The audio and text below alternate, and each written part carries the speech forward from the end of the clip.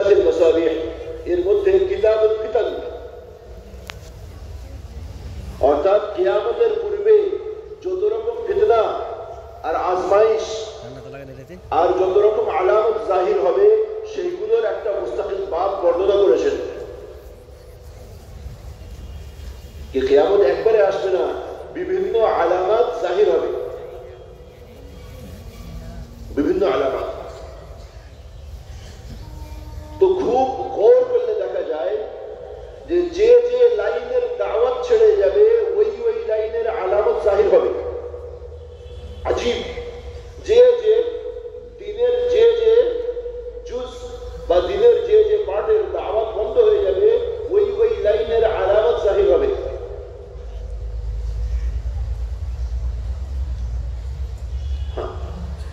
এই জন্য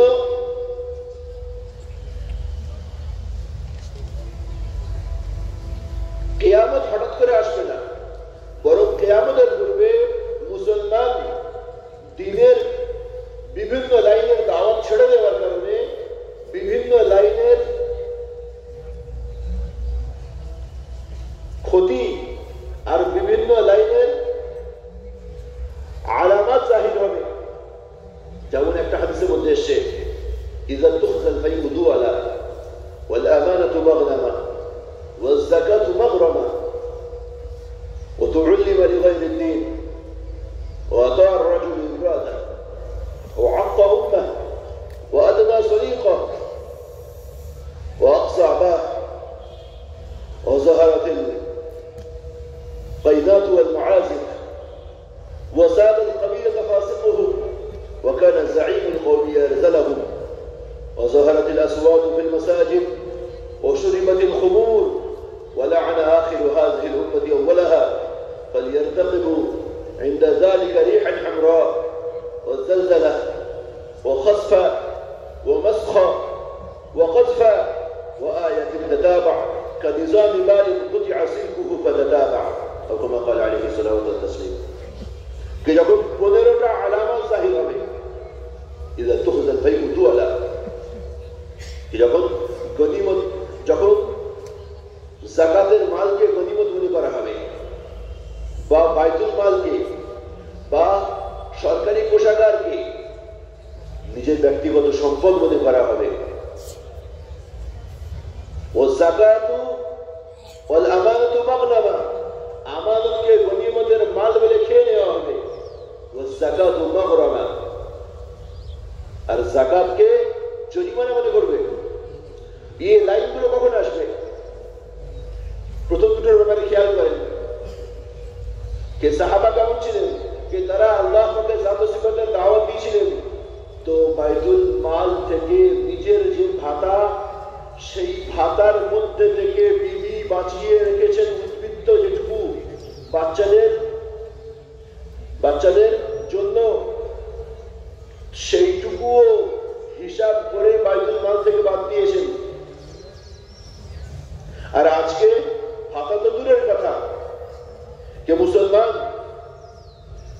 যে ডিপার্টমেন্টে আছে সেই ডিপার্টমেন্ট থেকে মুসলমান ছুটছে। কেন?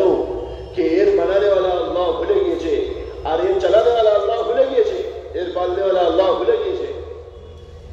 হ্যাঁ, তো মেরে ভাই उसने तो উদাহরণ দিলাম যে শরীয়তের যে লাইনের দাওয়াত বন্ধ হবে ওই লাইনের খুরাফাত, ওই লাইনের মধ্যে বদদিয়ানতি আর বেদিনী আম হবে। আর যখন আম হবে তো কিয়ামতের নিশানি ওখান থেকে জাহির হবে।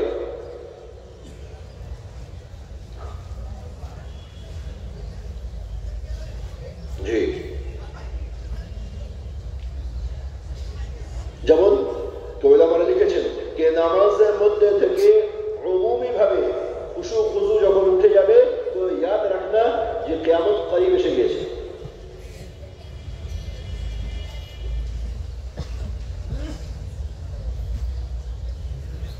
যখন দারুল দেওবন্দে নিজামুদ্দিনের একটা মজবুত জামাত গিয়েছে, আমাদের আকাবিরিনদের হযরত মাওলানা নেয়ামতুল্লাহ বাহরুল উলুম সাহেবকে দাওয়াত দিয়েছেন, ওনাকে কারগুজারি শুনিয়েছেন।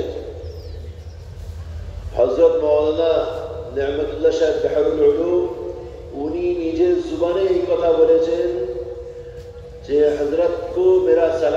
पहुंचा देना और उनसे ये कह देना कि उम्मत पर आपका बहुत बड़ा एहसान है। क़यामत करीब आ रही थी, नमाज में से खुशू उठ जाने की वजह से अल्लाह ने आपके जरिए से क़यामत को दूर कर दी, क्योंकि आपने नमाज के अंदर खुशू खुजू को दोबारा कायम किया। এত বড় কথা, অনেকের কথা হজম হবে না, কিন্তু এত বড়। হ্যাঁ, যারা আহলে ইলম আর আহলুল্লাহ তারা এই গভীরতাগুলো দেখেন। তো মেরে ভাই দোস্তো, নামাজের খুশু খুজু কখন উঠবে? কখন উঠবে? যখন নামাজের দাওয়াত বন্ধ হয়ে যাবে। যখন নামাজের দাওয়াত বন্ধ হয়ে যাবে তখন নামাজের মধ্যে থেকে খুশু খুজু উঠে যাবে। খুশু কাকে বলা হয়? আযা আর জাওয়ারিহের ঝুঁকাও আল্লাহ পাকের সামনে। খুজু বলা হয় দিলের ঝুঁকাও আল্লাহ পাকের সামনে।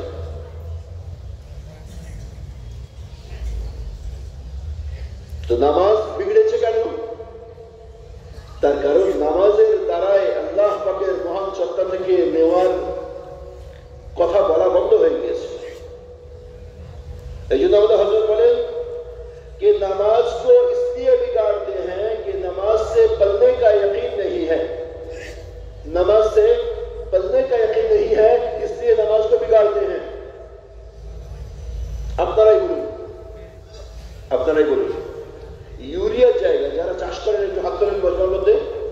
যারা চাষ করেন হাত তোলেন। চাষ করেন, জমিতে চাষ করেন, ধান, পাট, অন্যান্য যে চাষ আছে, আজ পর্যন্ত কোন চাষিকে দেখেছেন ইউরিয়া জায়গা ফসফেট মেরে দিয়েছেন? দেখেছেন না। যেটা করে বুঝে করে, ইকিনের সঙ্গে করে, এইটা করবো তো এই ক্ষতি হবে, এটা করবো তো এই লাভ হবে। কোন সাথীকে তরকারিতে নুনের জায়গায় সার্ফ দিতে দেখেছেন ইচ্ছাকৃত হবে? যে বারবার নুনের জায়গায় সার্ফ দিচ্ছে কেন গেঁজা হবে, ঝোল গাঢ় হবে, এরকম দেখেছেন? দেখেছেন? কোন সাথীকে দেখেছেন যারা গাড়ির কাজ করে? আপনাদের এখানে NH-34 এত ট্রাক চলে, পিছনের চাকার রেডিয়াসের তুলনায় সামনের চাকার রেডিয়াস বড় হয়। তো ওর মেকানিজম তো কোন এমন মেকানিক আছে যে সামনের টায়ারটা পিছনের টায়ারে লাগিয়েছে? তো দুনিয়ার প্রতিটা বিষয়কে সুনিপুণ ভাবে করা হয়। কেন?